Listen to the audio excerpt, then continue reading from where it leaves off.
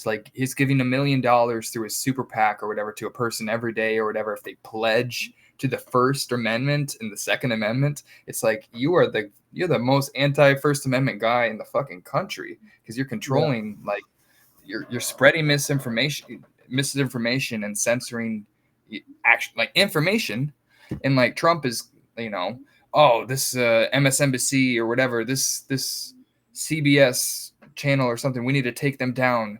When they say something he doesn't like, when Bill Maher makes a joke about him, he sues Bill Maher. When it's like this guy, there's no evidence that he is a First Amendment supporter or that he, is a part of his values in any way whatsoever. All they do is project onto Democrats what they are doing.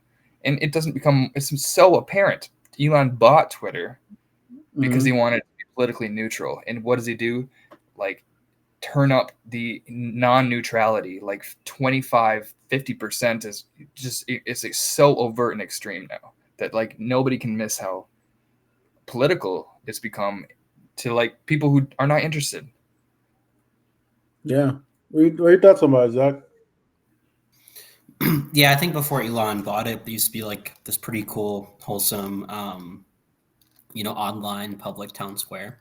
Yeah. And now it's just full of like Nazis and porn ads, which is, I mean, if you're a Nazi porn addict, I guess is good for you. But if you're not, I don't, not a big fan of Elon Musk. But I think he's just trying to grift his way into some sort of relevancy and political power, because I mean, what he started off doing like electric cars and was all about like green energy and shit like that. Now he's sort of like shifted his tone because he's getting big oil money and is donating like billions of dollars to Trump's campaign, or millions, I guess. Yeah. But yeah. Yeah, I mean, the campaigns it's getting crazy. I mean, and it's to be expected. Every time it gets close, everyone's getting desperate. Everyone's saying whatever they gotta say. There was something that you guys can chime in on that I was concerned about this week that I was just reading. Lately, and Zach, I know you might not chime in as hard as Seth might on this one, but I saw that there was some polling that showed some weakening for Vice President Harris in the battleground states with young voters, young male voters to be particular. And definitely male voters. Say again? Oh, I just said definitely with the young male voters, because it's actually like it's not young voters if you consider women who are voting for Trump at like young women are voting for Trump like 63% versus whatever. It's such a vast divide. What was that? I mean, for Trump or for Kamala? For Harris, of course. Young women. Okay. Yeah. So like it's not just young people. Young men are super for Trump. Young women are super for Harris. I mean, like it's always been women generally vote more Democratic, but the divide is becoming even more vast, which is why I feel like conversations like this are pretty important, because like 3 younger men voting for Harris, it's kind of like a outsized demographic or whatever like that. So I think it's pretty important. I don't know that I'm super concerned as I was a week or 2 ago about Trump's odds, because like it's been shown, that Harris's campaign has been saving the juice for the very last 2 weeks, because all of a sudden there's not only all the Hitler stuff that's been coming out, but I also now seen like specifically women that were connected to Epstein. Well, I'll get into that in a second, absolutely. Okay. But also like now there's reports about which we already knew, but women talking specifically about their stories with Trump and Epstein. Like they're releasing this as if it's news, but like we knew, but Democrats have been holding it to the last 2 weeks because they're smart and they know that like if they did it a month before the election, eventually by the end of the month, people would forget and not really care, because we've had enough super controversial things about Trump that have completely bounced off of him after 3 days or whatever. So it's smart that they're saving us for the last stretch, the final stretch. But yeah, I think a lot of people have heard, and if you have not heard what Trump had said, which was something he said while in office, General John Kelly, who was his Department of Homeland Security secretary, who then became his chief of staff, who people are saying, "Oh, he got fired. He's just saying this because he's mad at Trump." No, he resigned. So he did not get fired. He's not looking for retribution. He's admitted it's on that Trump was saying that the problem was like, "Oh no, we need more generals like in Germany."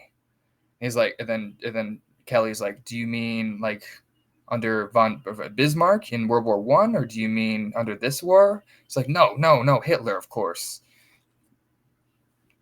Because he didn't like that the generals were insubordinate to him. On situations like January 6th when he wanted them to send in the military, and they said, "No, we're not gonna we're not gonna or sorry, the Black Lives Matter protests." Where he wanted to shut it down with the military, which is something he's promised to do in his re-election. He's promised to militarize. I mean, he can't. The National Guard. No, he can't. But the fact that he has that instinct is pretty terrifying. Yeah, that's what I hate about Trump. It's like he says things that you're like, constitutionally, you can't do that, and no one's gonna do it. Like he was like, "Well, I can militarize the army and stuff like the National Guard." Well, really, first of all, he has to ask permission from the state governors to do that. That's for the National Guards.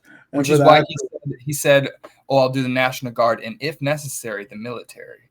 So he would bypass them by allegedly. That is so stupid because it's like, dude, everyone knows you cannot enact the military on U.S. soil unless you declare a state of emergency. Yeah, it's the only way you can do it. Of course. Yeah, good luck with that. Against the enemy from within, or just radical leftists like Adam Schiff and like Nancy Pelosi. That's like, so you mean every Democrat? Radical leftists like Liz Cheney. So it's pretty funny that you are talking about this right now because Kamala's having a town hall currently with I think Anderson Cooper from CNN. Okay. Yeah. It's currently live, and I'm scrolling through Twitter, just like getting clips and bits of it. And Harris was talking about how John Kelly put out a 911 call to the American people, and we got to take him very seriously because he's unfit and unstable, unfit to serve. And then she was asked a direct question if she thinks that Trump is a fascist, and she said, "Yes, I do," which I think is good because we've seen, Tim Walz come out and talk about, the threat of like fascism from Trump, and that's. I kind of feel like there's been this sort of like pushback from some in like the upper echelons of the campaign that's like, hey, let's not do that. But now she's doing it, and that's what we're going with. So because it's not incorrect. If Trump can call us all communists, and he calls us fascists too, not knowing what the word means, but they've been doing this the whole time. So obviously, it's not like we need to match their rhetoric with super moderate rhetoric, as if like that's just selling them. Or selling moderate voters, thinking that we are extreme and they are moderate. At least match them at their own game, which is a more accurate description of their policies anyways, which is why this is the topic of our discussion today about like what is fascism. I hope it works because a lot of times the media likes to sort of like whenever Trump calls Democrats like communists and Marxists and stuff like that, they sort of like, oh, that's just Trump being Trump, that's just what the Republicans do. But whenever like Democrats fight back, it's like, oh, how dare they? Like Democrat wrongs and Republican wrongs are like sort of not viewed in the same light. And so I'm just hoping that doesn't happen this time around because Kamala's not wrong. Trump is a fascist, and what he would do under Project 2025 is like get us closer to fascism. And so we got to make sure we stop it. And we haven't talked about Project 25. Oh, go ahead, Zeph. I'm sorry. Oh, no, we can talk about that, but I was alluding to the connection. Did you hear about another one of Elon Musk's misinformation campaigns? He created a website called Progress 2028, and they're trying to, and they're texting voters posing as Kamala Harris, saying they're doing stuff like that. Progress 2028. They're like texting to conservative or undecided voters like, oh, we want to trans the kids in the schools. Oh, please help us if you support LGBTQIA. Like they're being so extreme in the texts and trying to make it sound like she's a wokeist or whatever. And I mean, that's pretty sure that is an actual illegal thing, posing as a political figure in text messages, like, and they're, paid for by Progress 2028, which they're pretending is exactly like Project 2025, but like a democratic version where we trans the kids or whatever and institute Marxism in the schools or whatever. So that's gonna, and Elon's been joking like, oh, they're gonna put me in prison if Kamala Harris wins. Well, they probably weren't before, but now that you're committing probably election interference in a number of different ways, that might actually happen, bud. I mean, you might get some prosecution. I mean, let's be real.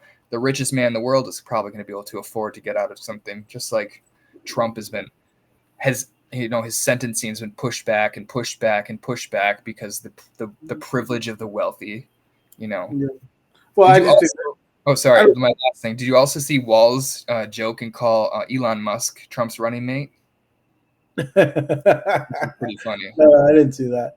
Yeah, no, like that's a good line of attack. Yeah, I mean, I feel like she's not using him as much as I heard someone tell me that. She's not using him as much. The last week, he's been finally out of the closet, or not the term I meant to use, but out of the basement is what they said. Out of the basement, and he's been doing speeches, and they've really been hitting. Yeah, I think he needs to get back out there, and especially these last 2 weeks, and he's been on Battleground State because he has the. You talking about Tim Walz? Tim Walz? Yes, sir. Correct. He's currently out there right now. What are you talking about? What more do you want from the guy? He doesn't sleep. No, well, when I mean out there, it's one thing to give speeches, but to take those speeches and snap it and make it go viral. Yeah, and he's been on like Jimmy Kimmel or Stephen Colbert or stuff like that. He's been doing his rounds too, which I think is very effective because he's such a good campaigner. He's such a good rhetorician. So he's the right person to be. But he needs if he's been out there, then they're doing a bad job of displaying him out there, in my opinion. Because he's not. Because I mean, Obama. Did you guys see this? And I know you appreciate this stuff. Man, he went viral. He was singing the Eminem rap song. I did. Yeah. Have you seen that? Yeah, it went really viral. And I was like, man, he's such a cool president. In Michigan, after Trump called Detroit, oh, we don't want the country to look like Detroit to people who live in Detroit. And then now Kamala goes to Detroit and has Eminem endorse her. And then and Barack Obama's there and he starts rapping Lose Yourself or whatever. Lose Yourself. Yeah, like this is what we need. We need that energy. And that's what I'm saying. That's the viral moment that I feel like her campaign's missing. It's like she does. Sometimes my problem is with some politicians is that they get too wonky on policy and attacking people. People just want to know you're a cool person. That's all they want to know. Like, why do you think Walz, who's a principal, is so popular? It's because he's a cool person. It's like you look at him, you're like, I have an uncle like that. Yeah. I have that crazy uncle who will say something like that. And that's what I feel like she needs to do is to get the coolness back into the campaign, at least these next 2 weeks. Go ahead, Zach. Sorry. No, I was just going to say there's no T in Walz's name. It's Walz, not Waltz. That's all. I keep calling him Waltz. I didn't notice. But people do that. Yeah, that's good call. Good call. You probably say it all the time, so you've noticed it. Yeah, there's a phone that comes in all the time, and she's like there like every day, and she keeps saying Waltz, and we're like, Gloria, like let's Walz, not Waltz. Well, Waltz is a word that's been in the vocabulary of people for a while. Walz is brand new, so that's understandable. But the same thing with the Kamala, people pronouncing Kamala wrong. Kamala, Mamala, that's how I remember it. I hear her name said so many different ways. I call her Camilla. I know that's wrong. It's Kamala, Mamala. Just rhyme it with mom. Mamala, Kamala. Then you got it down. Yeah, maybe you're right. I mean, I heard Barack Obama said it correctly. He was like, Kamala. I can't. That was a good one. He does that little, but yeah, I was called Camilla. I don't know why. It's like Camilla with like a C. That's a name too, but it's like my last name. It's like my last name. Yeah. People were like Felipe. It's like a very I'm so used to it. It's like it's Even in your ad, do you remember that ad that we had that we Yeah. that we ran, and that the lady in the hospital, she's like, vote for Jesse Felipe, and we're like, didn't we? I And then remember. I think they had to have her redo it like a bunch of different times because she couldn't. She kept. It did like 20 times, 25 times. And I think they end up like editing it so that like it sounded like it was done correctly, but you could Yeah, tell like it's like, but I get it. It's one of those things. You know, we say Barack Obama like it's like wasn't the most foreign thing when it yeah. was out his Barack last name. Everyone was Hussein, like, "What's your Barack name?" Hussein Obama, Yeah, Hussein. yeah. Everyone was like, "That was the thing." Man, every time I think about it, it's like, man, you really defied a lot of odds. when No, you I'm won president. really the fact that after George Bush, Barack Hussein Obama was elected Yeah, president is so impressive. that is impressive. Yeah. So, what do you guys think? So, I see Liz Cheney's out there um, campaigning again. You know, I commend her for having the courage to stick to what she believes in. Do you Mhm. think that's going to help swing some Republicans, um, Kamala, away? or what do you guys think about it? Well, I at first was, I just mean, like everyone. that's progressives. I mean, Yeah. how do you feel about the embracement of some of the Republican moderates in her campaign? It took me a while to develop my opinion on or evolve my opinion on this, because of course nobody wants to fucking forefront Dick Cheney and Liz Cheney as if Yeah. they're anything in sync policy wise or values wise, except for opposing Trump.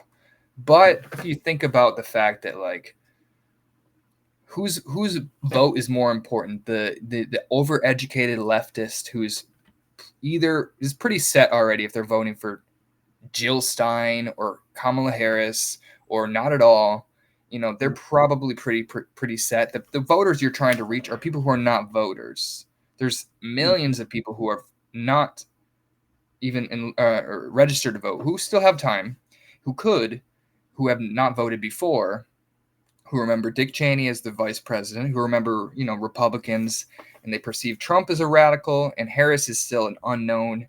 And because she's a black woman, she has to, you know, she's automatically going to be assumed to be more progressive or more far left than any other candidate. So she has to really, really double down on mitigating those externalities. She's not trying to be perceived as a leftist.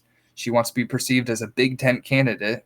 So I Yeah. understand why she would, hey, look at all these Trump officials, these former Trump officials who've endorsed me, all these blah, blah, blah, blah, blah, people speaking against him. It makes a lot of sense to try to create like a divide, not only between Democrats and Republicans, but between Democrats and Republicans on the same team against the MAGA coalition, which is, I think it's really pointing out Trump's extremism, that somebody as far right as Dick Cheney could endorse somebody like Harris. Now, I obviously wouldn't suggest if David Duke had endorsed Harris Nine, that she, no, you don't embrace every crazy person that endorses you. yeah. But the former vice president of the United States, if George Bush had endorsed her, I would also think it'd be a smart idea to forefront that. Plenty of people, I don't know that many people are that concerned about like the policy conflation or anything like that, but maybe I'm wrong. What do you think, Zach?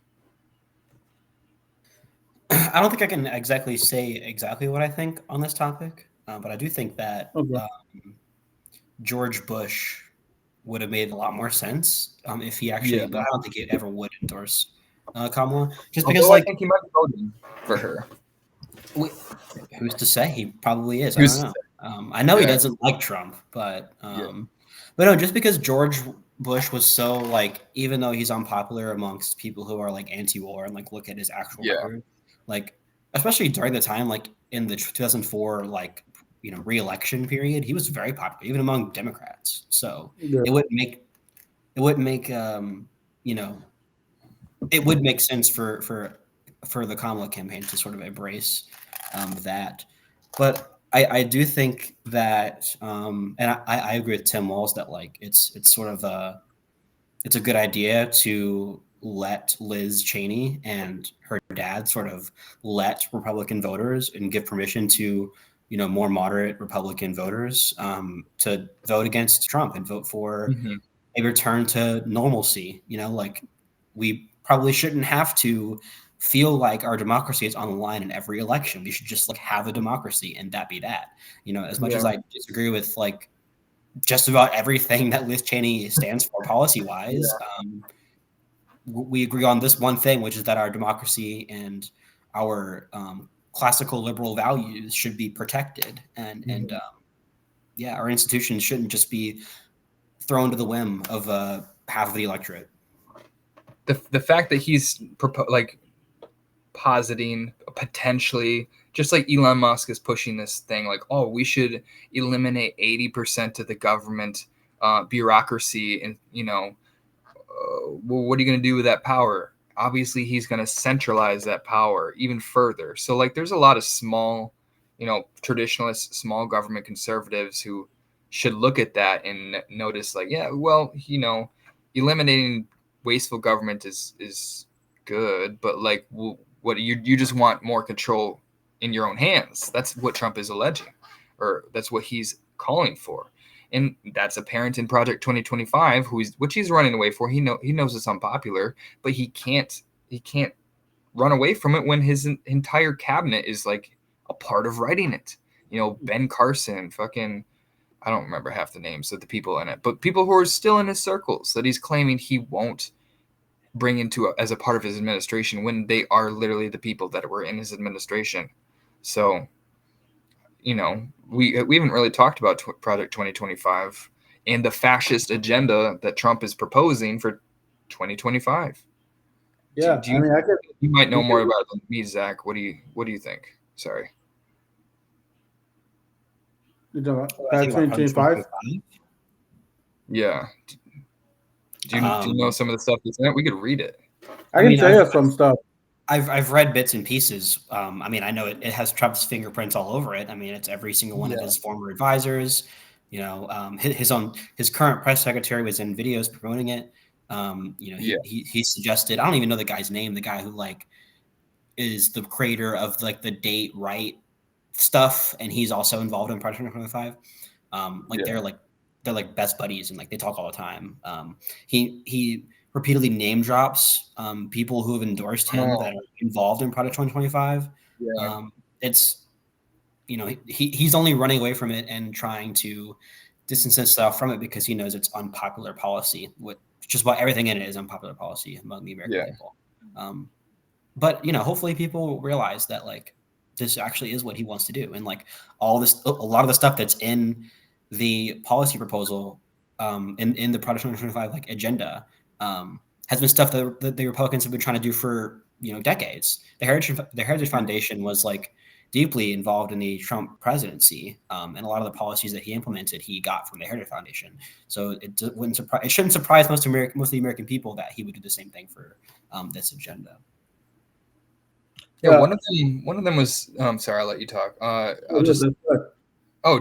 of them was abolishing the Department of Education, and one of the things he mentioned in his interview was like, oh, so if a state like California wants to teach that America was founded on the back of slavery, and that just talking about literal basic history, would you give them money? He's like, no, I would take away their money. And, if they try to teach that history that the U.S. was founded on slavery. It's like, what do you mean? That's literally what happened. You want to rewrite history.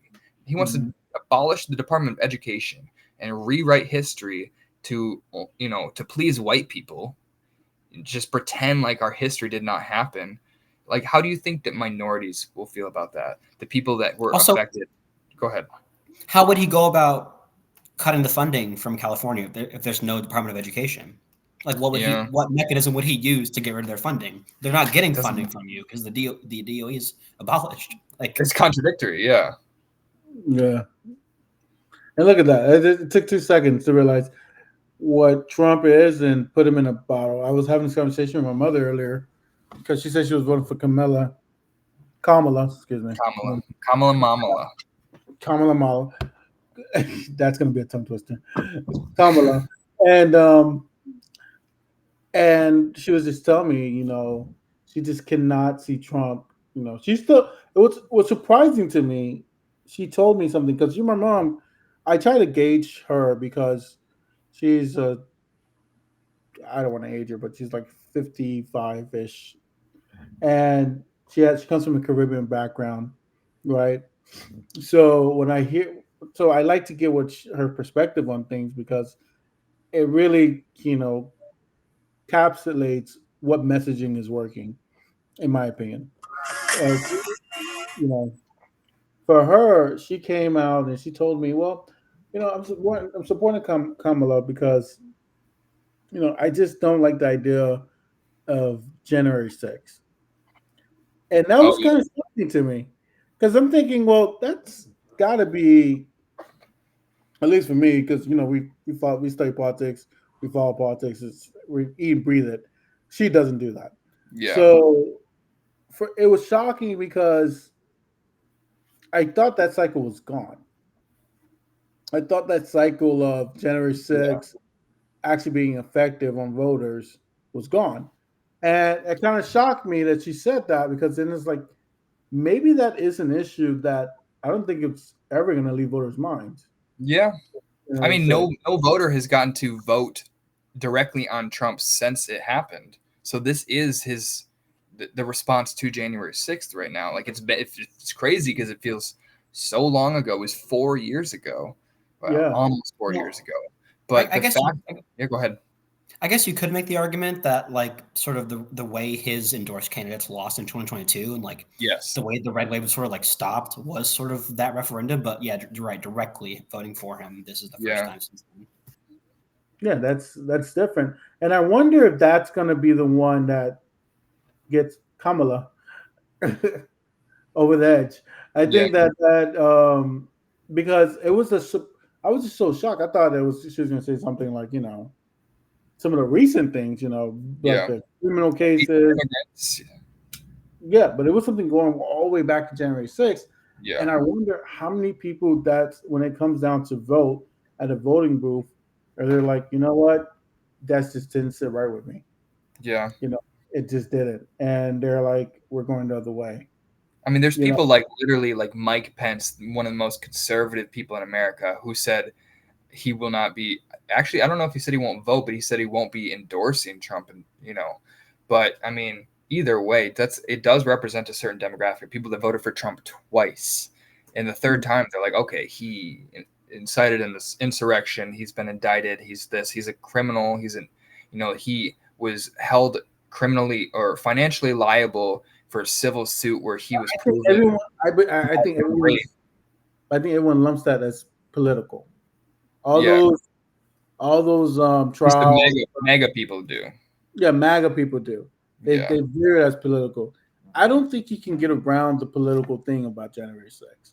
yeah, I just don't think he has a way to explain that, and he never can explain it. no, So I think that is going to be the sleeping. How after every election there's exit polls. I think yeah, that's going to be a sleeping issue. It's just like people can't get over January 6th, because I think it's one of those things that people are not talking about.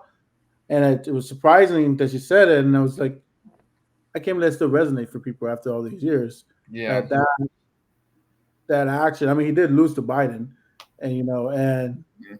that action, from the moment he lost to January 6th, people were like, they were disgusted by it. yeah. So I I mean, definitely, there's still the conspiracy minded base that's like, well, they let them in because they wanted to entrap them, or they're secret leftists and they're infiltrating, so they make Trump look bad. And I Mhm. mean, that obviously doesn't really fare when they were arrested and put in prison, stuff like that. But it does maybe it goes to show how much the misinformation is spinning people's minds about regular media for anything to hear. It is showing in the shifting kind of demographics too that Trump has actually been growing in popularity amongst like black men. Yep. I think Muslim or not Muslim Arab Americans, which actually I just learned only constitutes like 25% of them are actually Muslim of Arab Americans, which I thought was interesting because I thought that was like, oh no, the Muslim population is going against Harris, but no, it's just Arab Americans are actually going higher for Trump because a lot of them are Christian, as it turns out, different forms of Christian. But the thing that shocked me the most that I found out today, we already knew that Harris is leading with white women, which is the first time since I think like Eisenhower that the Democrats have won white women. But also, and it's not winning, but there's been a growing divide there's been a growing shift of Trump's own base, the strongest base, rural, white, uneducated men, and maybe not rural, but uneducated, non-college educated white men Trump's lost them like 7% since 2016 or something like that, maybe even 2020. But the fact that that's like his strongest base, he's been losing.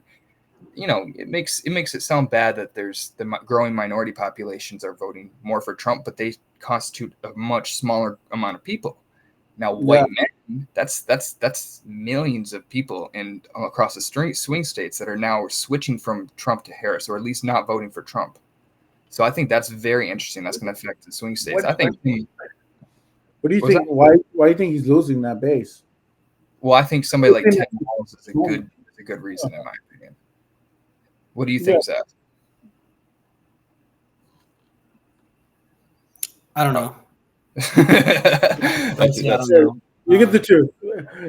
I will say whenever I'm like tabling on campus, a lot more women come up to us than men. Yeah. But there are some. I mean, a lot of the times we like to stereotype, but there are some men that I'm like, that's Republican, and they'll come to our table and like, hey, like, where can I sign to commit to vote? I'm like, oh yeah. Like big linemen with Borgs or like gallons of water. Just coming up and like saying they're going to vote for Kamala. It's honestly, it's a little bit weird. Just the way that the political climate has shifted these past few months. It is a very weird climate because I just feel like for the first time, I mean, let's be honest, we knew Obama was going to win. I knew, I didn't know George Bush was going to win. I was still like 15, 16. That was crazy. And technically he did lose, but in 2000, yeah. And then we were talking about what's the next, and then you had Biden. I knew Biden was going to win. Honestly, I was pretty sure. Yeah, people were tired of Trump. This one, I have no idea.